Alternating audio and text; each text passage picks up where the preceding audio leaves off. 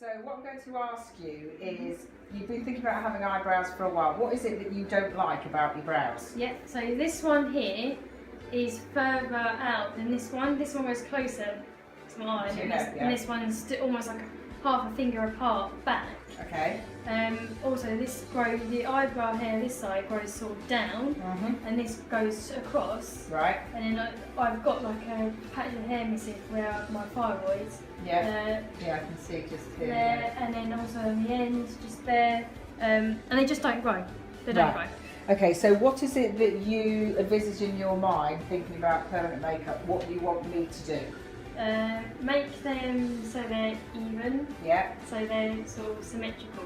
That's the main thing, and for a bit more thickness. Right. Because of my reductive thyroids. Right, I can't so you grow want them to be eyebrows. thick. We're going to draw a template so you can see, but when I look at your face, we've got to look at the evenness, and this is what I was doing with Lucy as well, is I can see where you say you need more here. When I look at your eyes, the thing is, when you look in the mirror and I look in the mirror, you see two different things. This eye is actually slightly smaller and more almond shape than this side, and we'll get a mirror in a minute so you can see. Yep. So symmetry, you heard the expression, they're sisters not twins, so we want to balance them up. Yep. So they look the same, but they may not necessarily be the same, but so they look the same. Okay, so we put the template on. Now I've got this in the middle, okay, so we can see.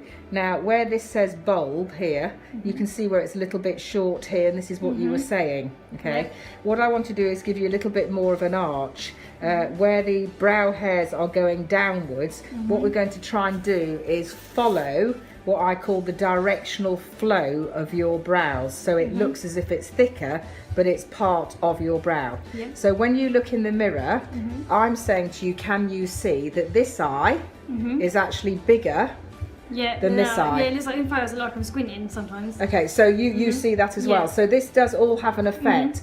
Also, when I look at your face, I can see here is slightly fuller than here. Yeah. You can see more of this side than you can of that side. Okay, so this is what you've got to look at, is where the features are on your face so you're able to tell, and that's what we're going to do. Also, you hold your head slightly to one side, and that most probably feels strange when I do that because of the fact that you're not used to it. Yeah. But all this has an effect of where your eyebrows should be. So what I'm going to do now is we place a template, and as I'm going to draw, and we're going to create a design that's specific for your face shape. Okay. So we've got to more or less the end now, and what I'm doing is just a few little hair strokes I want to strengthen. So the pigment is implanted in the skin, so you can see all the hair strokes now, and we're then going to explain the aftercare. So just a few more I just want to do in between, just to give that really fine hair stroke. So I just want to put one in there and just strengthen those, and I've just got a little gap in there. I just want to put one in there. With doing the hair strokes, your hair naturally doesn't start right at the bottom on all of them. So for instance, I'm going to put one just in there because it doesn't start, and just strengthen that hair stroke there. Okay. And just a little bit pale here, so in there. And the natural hair grows downwards. It's what I call the directional flow. So rather than me do it at a different angle, this actually just makes it look more natural because it's in exactly the same direction as the client's natural hair growth.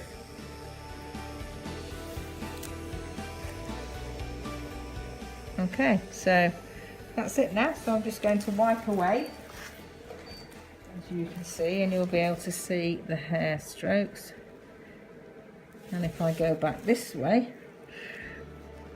you can see here all the hair strokes within.